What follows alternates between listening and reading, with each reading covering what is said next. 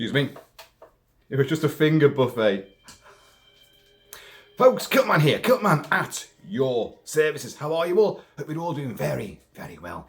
Now, like you just saw, like a zombie chowing down on the flesh of a new victim, let's try and pick the bones out of this. Now, about 2 weeks ago, I reported on Twilight of the Dead, which is going to be the next installment of the George A. Romero zombie cycle. And I did report quite in depth on that, so please refer back to it. Now, what's happening with that is, well, nothing new apart from what I told you in the previous video. But Suzanne Romero, who is George's widow, he's been married several times, but she was the one he was married to when he died back in 2017. She is overseeing a production of Twilight of the Dead, which is meant to be a direct sequel to Day of the Dead. So ignoring Land of the Dead, Diary of the Dead, and Survival of the Dead. Now, I think, no, in fact, it's a sequel to Land of the Dead. Let's get this right.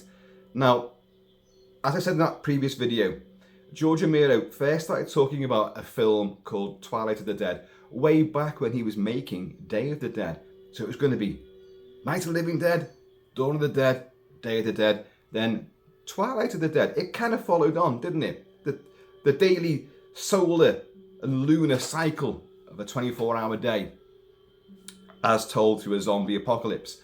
But Land of the Dead kind of took some ideas from that, and then he went off on a different tangent, and that original idea never got made. So before he died, he did formulate a treatment to make Twilight of the Dead. So now it is being made by the great director, Brad Anderson is doing it, who did Session 9 and The Machinist, an awesome film. And I look forward to this.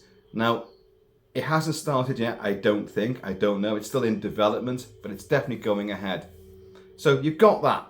Okay, that's fine. And you've got a million offshoots from The Walking Dead. I mean, you've got all that. So, zombie fans, you're well catered for, aren't you? But there's more. Oh yes, there's more. And this is where it's going to get very, very confusing. Okay, back in 1968, George Romero and John Russo co-wrote and George directed Night of the Living Dead. And it spawned, the flesh-eating zombie cycle. Then Dawn, then Day, and ad infinitum. Now, what they neglected to do, because they initially wrote it as Night of Anubis. Anubis is the Egyptian god of death and funereal rites. Night of Anubis. Then they changed that because they thought, well, no one's going to know what the hell Anubis means. Night of the Flesh Eaters. Yes, let's do it as that. And then at the last minute, they changed their minds and called it Night of the Living Dead. But what they neglected to do was put that title on the copyright. The previous ones, they didn't have that one. Which, of course, meant that they made the movie a low-budget independent film, which changed the trajectory of the horror genre completely. A really, really graphic gore and controversial endings and horrible barbs about society, racism, and the whole thing about human life, but told through the analogy and metaphorical apocalypse of a zombie overthrow. And the rest is history. But of course, they then realised, we're making no money from this because anyone can distribute it. Anyone can do copies of this and put it out there because we didn't copyright it. A big doofus moment. So they kind of realised, look, because everyone was putting out VHS copies of it, and George and John both realised someone at some point is going to remake this movie and they'll make all the money from it, and it's our brainchild. So with Tom Savini, yes, in 1990, they made the remake of Night of the Living Dead, an official remake of Night of the Living Dead, with Patricia Tallman and Tony Todd, and it's fantastic. It's a different version. It does everything you want it to do, apart from the gore. It does everything you want, and it changes a couple of things. The ending, with Ben. You know, he actually is a zombie at the end of it. But Patricia Tallman as Judith, she's actually, she's genuine, no, not Judith, Barbara. They're coming to get you, Barbara. Barbara is actually a go-getting macho bitch. You know, she's a zombie killer. She's Sarah Connor, she's Ripley, she's all those female icons of machismo and firepower. And she doesn't shy away from using bullets and whatever comes to hand to fend off the zombies. She's a tough gal. And I loved it. All it lacked was gore. I know, it's bizarre, isn't it? Although filmed in colour, Tom Savini actually genuinely said, like, look, I want to show the eeriness and hark back to what they couldn't show back then. And I've shown with Dawn of the Dead and then Day of the Dead. You know, I want to keep it restrained and really try to use the characters more and build up suspense more than just wallow in the gore and all that. Although, as Tom Savini always has in his contract when he makes a movie, does the effects for the movie, he's got carte blanche. I get a full uncut copy of what I make. So when he does special makeup effects in the movie, he gets the uncut raw version.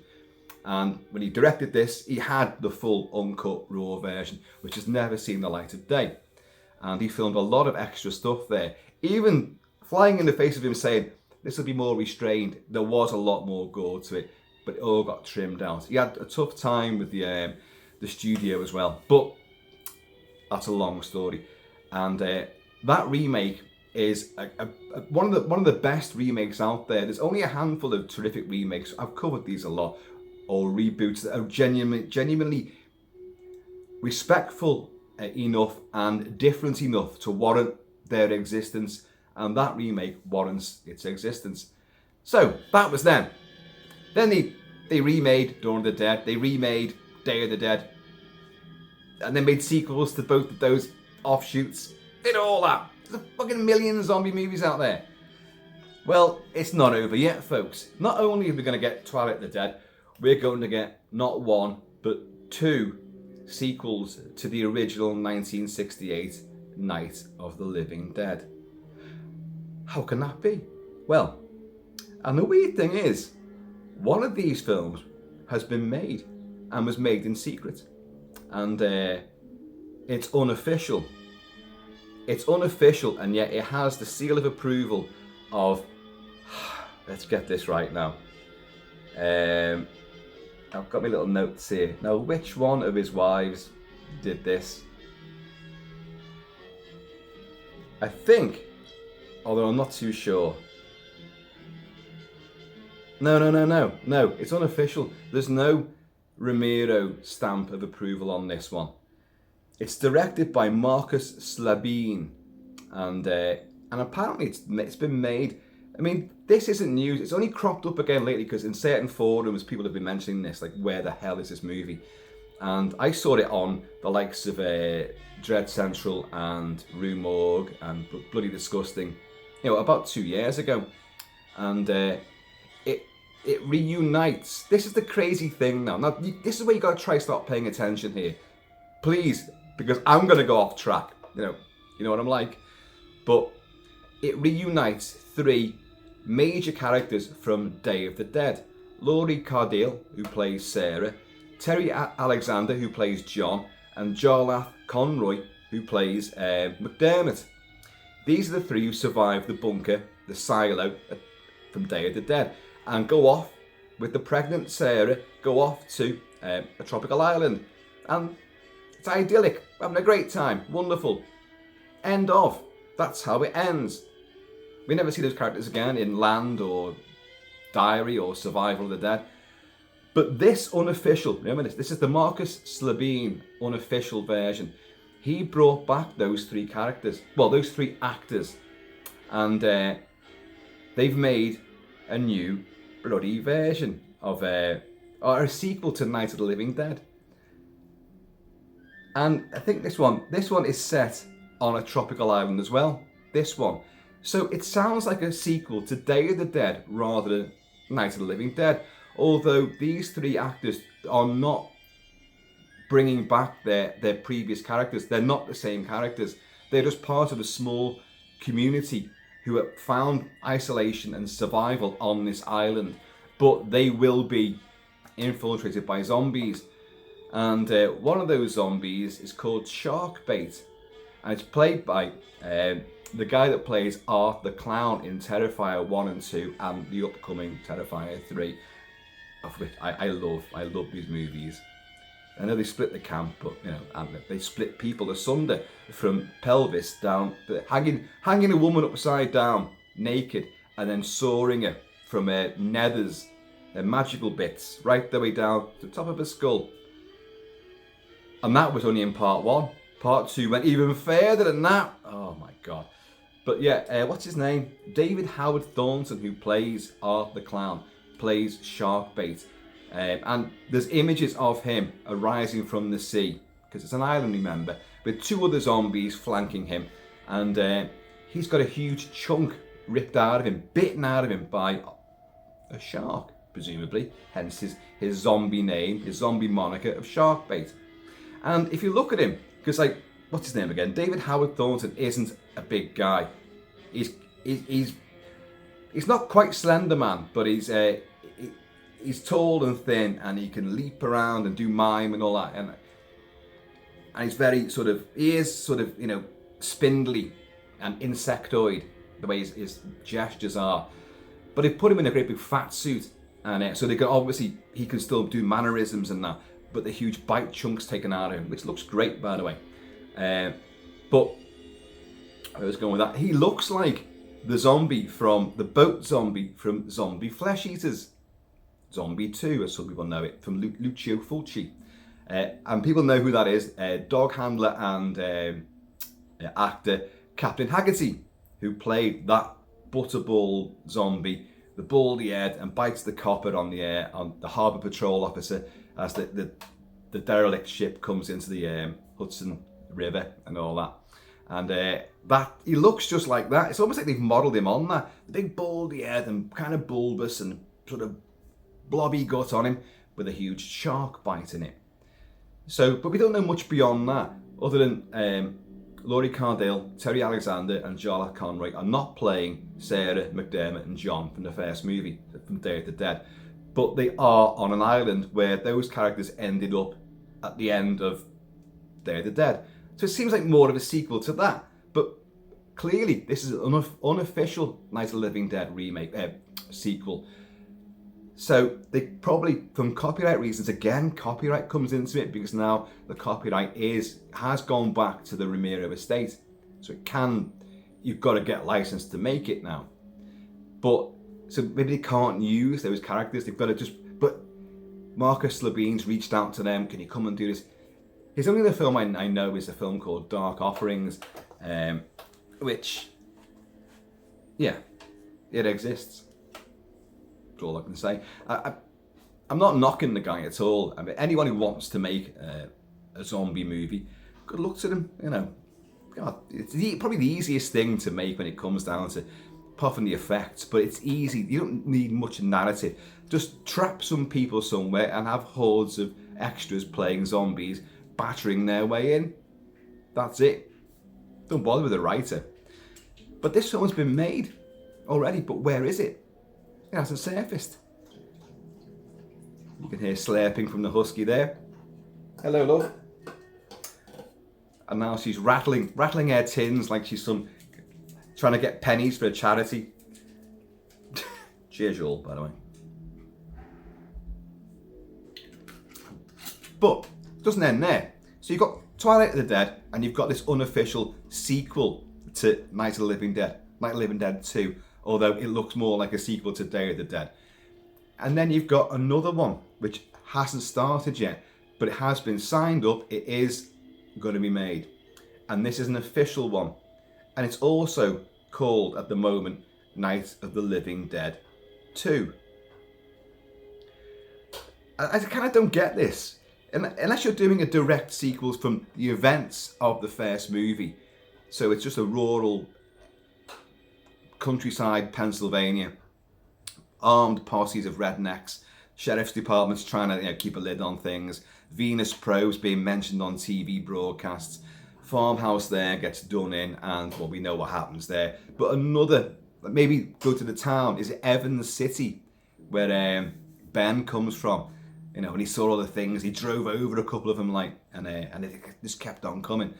And we could show the events of Evans City, perhaps. So that would be a direct follow-on from the original Night of the Living Dead. But this one is done by, let's get this right, it's overseen by Christine and Tina Romero. Now, Christine is the former wife of George Romero, and Tina is his daughter. He has a son, and I think it's just a son and a daughter. But he's married to someone else even before these two, and but Christine and Tina, his daughter, are producing this movie, and they've signed over the rights to MGM and Amazon. And the director of this, and I'm going to get this name wrong, is Nikyatu. It looks like Nikyatu Juzu. I'm going to presume it's actually Niatu Yusu. I don't know. Now, she did a film called The Nanny, which I think won at Sundance, about a Senegalese immigrant who just tries to make, it's a drama, just not a horror film, just tries to make a living in America.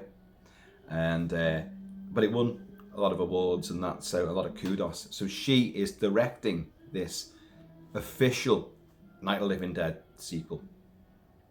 But the script is by someone who worked on The Walking Dead, LaToya Morgan, who I think scripted some episodes of Walking Dead, and she has done the script for this movie. And it's also got a lot of quotes, a lot of backing by Greg Nicotero. Greg Nicotero from KNB. There's all the makeup effects for The Walking Dead, and did them for many movies from the 80s and 90s. He still works as a special makeup artist, but also a director. He directed all the best episodes of Walking Dead, and including Negan with the bat and several horrific deaths there. Yeah, he's that guy. But he's part of KNB. He's the N in the KNB. The K is Robert Kurtzman, special effects guy, not Robert Kirkman, who created The Walking Dead. And the B is Howard Berger, and these guys work together. Greg Nicotero learned from Tom Savini and he even starred in Day of the Dead. He's one of the soldiers in the silo who gets his throat ripped out, but he's a great guy. Now he seems to be setting his stall out with this Night of the Living Dead, because I saw a great big quote about him saying that this one's going to be faithful, it's going to pay true respect to it and all that sort of stuff. But it's funny that Marcus Labine, I've not got, this is the other unofficial one that's been done. The quote from him is, I want to tell he actually said a captivating story. That kind of makes it, rose tinted, petals everywhere, like lovely tropical island, captivating. But it's, obviously the zombies are going to destroy all this.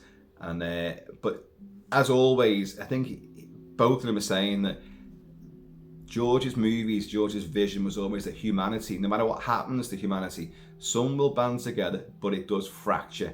And that's what society's always been about. It's those who have not, and the rivalry, the interaction, and the injustice. Smaller communities, we have big society, which is full of injustice, but then, the greater threat comes in and we band together for a bit. But when it all breaks down and you become little splinter groups, then you then hate that other group, and then you'll have infighting in your group. And because human race just does not get along. So the metaphor is for the zombies is that zombies just devour us. Basically, it's us eating ourselves. That's what it's all about. And that's what it's all about. Hey! So there's a lot to come, and I love it. I do. I've talked a lot about the Halloween franchise is going on. The shock horror. Of course, it was going to do that. It's a money maker, isn't it? So it's going to go on regardless. Forget artistic integrity and innovation and originality. That goes out the window. You just do more of the same, but it makes money. And with zombies, I think there's a lot more avenues to explore with the apocalypse. Look at The Walking Dead. The amount, I know it did go samey, and like, oh, we're going to be another survivalist clan, another tribe who do a different thing. They've adopted some other way of surviving. Some are going to wear zombie skins, you know. Some have built their own little towns, but they've got the harboring their own dark secrets. Some are actual cannibals themselves. There's always a different slant to take. It did get very samey, but it also, if you stuck with it and went beyond it, there was more characterization and more stuff to really savour and get your teeth into. And you know, it is just society. It's just life. It's humanity, but wrought against a sort of fantastical, supernatural, however you want to call it, threat, and how they deal with it. And I love it all. I'll never tire of zombie movies. Never, never, never. Although I do have a thing about zombies. They're dead. They're all messed up. You're hearing the score from Night of the Living Dead here, by the way. You might get some quotes from it, including that one. They're dead. They're all messed up. And if they're dead, how are they still bleeding? Well, they're bleeding because the only way you can still bleed is having blood pumping around your body. If blood's pumping around your body, your heart's beating. You can't kill them by shooting them in the brain. The Romero zombies, that is. So the brain's active. Part of the brain is active, which goes Day of the Dead massively explores. And obviously Walking Dead explores even more. So the brain's active, even only marginally. Now, if the brain's active, it needs blood and oxygen. So if you've got blood pumping and you've got your lungs are still working, you're not fucking dead, are you? You're not dead at all. You're alive, but you're just in a really horribly nasty, decomposing state. But if those essential organs are still working, I know it goes much further, because in Day of the Dead, Logan, Dr. Frankenstein, removes most of the body and the fucking brain's still working, like, because the brain still functions. And I know.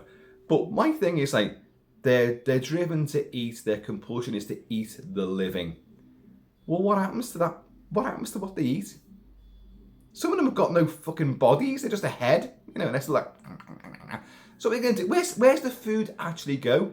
You never see this, do you? You never see it tumbling out. I know, like in Brain Dead, Peter Jackson's Brain Dead, you do see stuff coming down, the throat ripped out of the grandma and it's coming out the exposed esophagus and all that. But in the Romero stuff, it's never explained, is it? You know, and it's kind of really a stupid thing when you think about it. Do they shit it out? Well, so if they do shit it out, that means they're digesting food as well. So their heart still works, it's pumping blood. Their brain still works because it's getting oxygen. So that means their lungs still work, and they're eating food and disposing of it. They're alive, folks. They're alive. Who cares? It's a metaphor for mankind destroying itself, which inevitably it will do, of course. Ooh, we touch on some mega topics here, do we not? So, anyway, cheers all. How often do you watch Night of the Living Dead, the original? Or you zombie fans out there? Do you watch it much? I know a lot of zombie fans who just rave on about Dawn of the Dead and Day of the Dead. And that's it. And that is it. I love them all. Night of the Living Dead is different in many ways, because they do seem to have, because it's just happened. It has just happened. So they're totally fresh. So some memory is still there. And of course, Bill Hinsman picks up a rock and smashes the glass and all out of the car in the cemetery, going after Barbara. And they pick up stuff and they start smacking the house, the farmhouse, and the windows and all that. But they weren't. Romero and Russo really didn't have a clue. They had a focused idea of what they wanted, but also like, well, hang on, but they had the parameters of what the zombies were wasn't mapped out, because they didn't know it was going to go on. I always thought about this, about like Halloween. John Carpenter did not think it was going to go on I know George Lucas and Star Wars. I originally wrote 9. It was 9 episodes, and Star Wars was A New Hope was actually episode 3. Yeah, well, yeah, he probably did. Although I don't think it was as mapped out as he makes out it was. Hence the prequels. And, well, we all know the rest of it. But a lot of these things, people are like, it was meant to be a trilogy. No, it wasn't. It wasn't. You've got to get your film out there, and if it's successful enough, and there's ample grounds to go further. And the thing about the zombie movies is there's always a new avenue to explore. There's different people in different places. I'd love to see, we've seen it all over the world. They've done all different types of zombie invasions in tropical climates, zombie flesh eaters. In the British Isles, there's been tons, all over Europe and all that. There's loads of different variations on it, just by having different settings. But it's the human characters that kind of make it essential. And it's one of the few things where you watch a stalk and slash movie and you don't give two shits about the characters. You genuinely don't. They are just lining up to be knifed and sliced. That's it. But in zombie films, or the good ones, the Romero ones, you're genuinely interested in the interplay between the little motley crew of, ragtag survivors. And that carries you. And in some cases, especially in The Walking Dead as well, you can actually forget the zombies even exist because they're not the greatest threat. It's the other tribal enemies that you've encountered out there. And in many ways, it mimics how society began, how civilization began, because you've got people living in that cave and they hate the people in that cave, and there's a river there and there's food on that side. So we're going to have to kill them to get the food and secure this water. So warring factions, and then they form alliances, and it's trade and barter, and this is how things begin. And I've not seen it done any other way. There's plenty of apocalyptic movies. I've discussed many of them, from Mad Max to the Italian rip-offs and all that. And but the zombie movies really examine the human psyche and how it adapts and evolves and retaliates and eats itself. So, but back to, we've got Twilight of the Dead, a direct sequel to Land of the Dead. Although really, because Romero came up with the idea and sent me the title way back before he did Land of the Dead, I think it's more ideas gleaned from before Land of the Dead, I reckon. So you can view that as a sequel to, or a kind of a sidequel to Land of the Dead. You might get this one. I'm making this up, by the way. It's just the way. I know that Romero mentioned Twilight of the Dead way before he even made Land of the Dead. Now, then you got that. Then you've got these two. An unofficial, secretly filmed Night of the Living Dead 2. It does make you think, doesn't it? And it's set on a tropical island with the three actors that survived Day of the Dead, who ended up on a tropical island. I don't know, Marcus, mate, I look forward to it, but where is it? You've made it. What's happening? Can you not find a distributor? Is that the problem? I don't know. Now, I don't know if I said before, I'm actually friends with, I think I did say, with Laurie Cardille and Terry Alexander. And I did reach out to them, in fact, almost a week ago, and they haven't got back to me. What a surprise. And yet, Terry Alexander has liked some of the stuff I put on Facebook. So, where are you, mate? Busy boy. And I went back through all of their stuff on Facebook, trying to find references to this movie. And I went back a hell of a long way and couldn't find that. I'm not saying it isn't there. I'm not saying that. I just lost patience. I couldn't.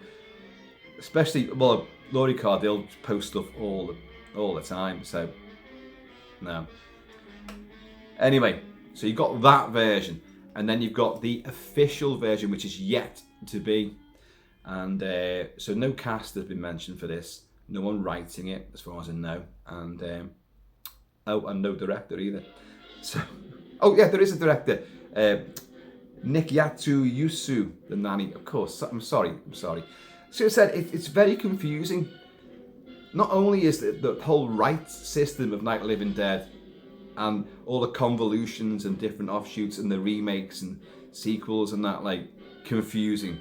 But you've got these now complicating things even further. So forgive me, you know, and you would get confused. Yeah. Cheers, y'all. So, right, to sum up then, let's do it again. If only to get my own mind right on this. Twilight of the Dead is a sequel to Land, or Day, certainly, from the original Romero cycle. Ditching, Diary, and Survival of the Dead. Unofficial, Slabine, Night of the Living Dead 2. Starring 3 of the actors from Day of the Dead. And set on a tropical island. Right, you've got that. That's made. And the stills from it, as I've said, the stills from it. So you've got the 3 main Jarlath, Laurie and Terry are there with weapons, looking a lot older obviously, but with tropical gear on, you know, like, it's very, very posed. It's a very posed sort of, you know, image.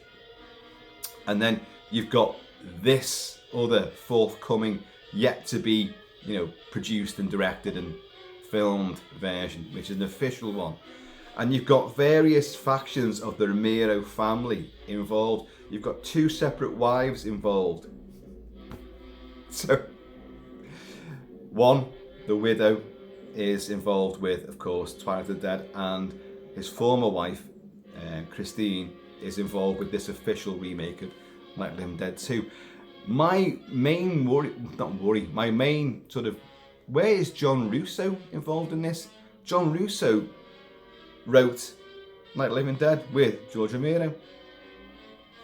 And he wrote a genuine sequel to it, which he wanted to be filmed. And it's here.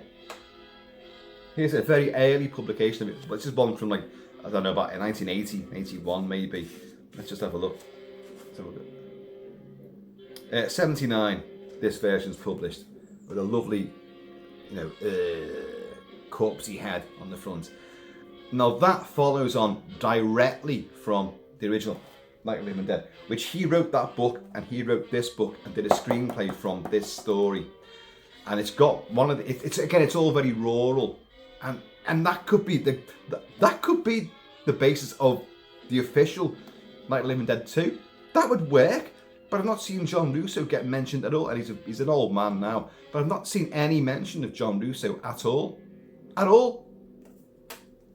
But that version has something which I found incredibly nightmarish. There's looters and bad people about, because obviously, you know, law and order's broke down, and they're all in rural little places and towns and hamlets and farmhouses and stuff like that, and motels. And you've got 2 state troopers. And these bad guys have got in there, and the zombies are around. And one of the state troopers, he keeps him alive. I think he's pistol whipped him, and he's handcuffed with his own handcuffs, and he's chained up somewhere. Like, but he shoots his partner in the stomach, and like a slow wound, and they just leave the 2 of them, and he just says, like, when he wakes up, I think he'll be hungry, and this poor guy's chained up there. And I thought, oh, and it's been done a lot in various other permutations of the zombie cycle in movies and what have you. And if you listen to this is the cookout sequence. The 2 youngsters from Night of the Living Dead have foolishly immolated themselves in the van, and the zombies are going in and picking up all these barbecued bits, like, which genuinely were barbecued meat. Got to keep your extras, you know, satisfied. And but I always found that a nightmarish sequence, and I'd love to see that book redone. Of course, he called it Return of the Living Dead, and then obviously Dan O'Bannon would do Return of the Living Dead, which was itself an unofficial offshoot, because they talk about the events of Night of the Living Dead as if it really happened, you know, but in a, you know, it's sort of like it's a punk fantastical version. It's very funny. I have covered it actually, and I do love Return of the Living Dead. And of course that spawned sequels. The first one was garbage. The third one with Mindy Clark is actually really good. It's a threadbare budget again, but it's got some great ideas and some good makeup effects as well. And it is good. I do like that third one. It has a pathos to it. And so yeah, John Russo still had a huge part to play. And I just wonder if he's involved in any of these. Has anyone contacted him? Just for a blessing, you know. These things are close to a lot of our hearts, you know. Just because like I'm sitting here on YouTube going, oh, wow. I've got some kind of stake in the matters. I grew up with these movies.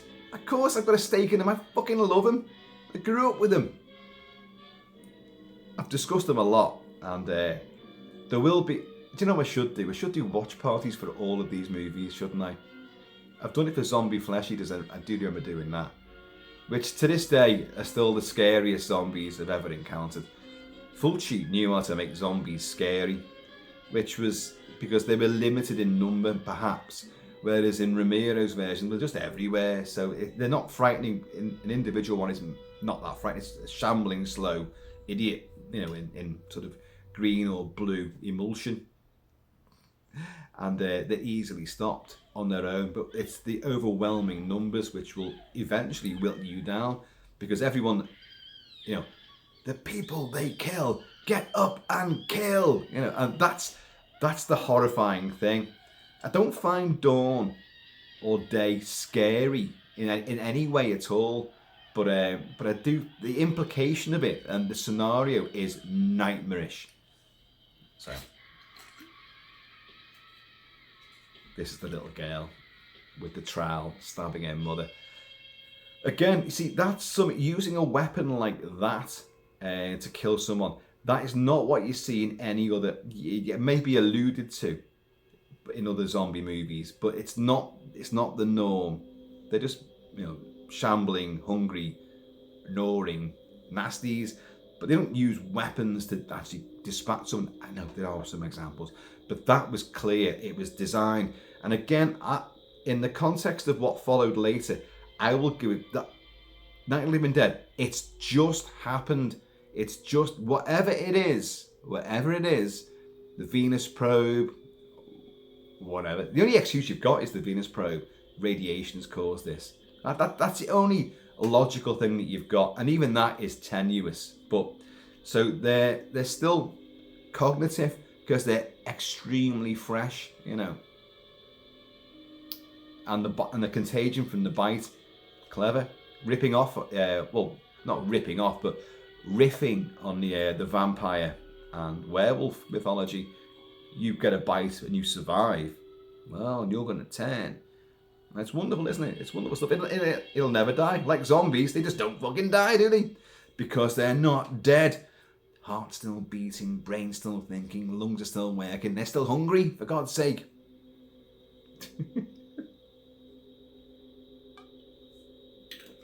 Right, so anyway, comment below. Let me know what you think of multiple more Romero Dead movies coming out. Official sequel set way later. An official Night of the Living Dead follow-up. Again, I can understand why you do this, because there's a lot more sort of localized horror that you could do and make it genuinely frightening. Like Night of the Living Dead is a frightening movie. Listen to this. Wonderful score. It's very, very 50s, very 60s sci-fi, sort of warbly, echoey effects on it. It's wonderful stuff. And of course, then it would be taken over by Goblin and library tracks, which is still great. Do not get me wrong. And then John Harrison with Day of the Dead. Oh, awesome, awesome, fabulous score. But you could do just other areas. As I said before, Evans City is the place. Maybe you take it there, and it'd be like Hitchcock's The Birds, just an attack. People just barricaded in you know, diners and stuff like that. So, anyway, folks, comment below. Let me know what you think of the multitude of deadness heading our way. And in the meantime, in this ever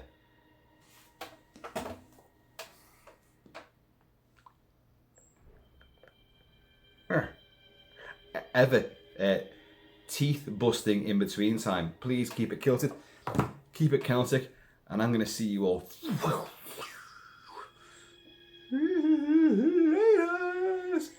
Shoot it.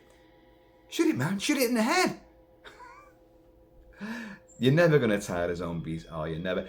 What I haven't seen yet is people in kilts wielding claymores, fucking smiting zombie heads off shoulders. Where's the Highlander versus the zombie? And Highlander, he can't die. You've got to take the head off. So it's an offshoot of zombies. The Immortals are fucking zombies as well. Oh, Connor McLeod, the ultimate. He can talk, he can shag, he can drink, he can use a sword. If zombies ever evolve to that degree, that's it. It's game over, man. Game over.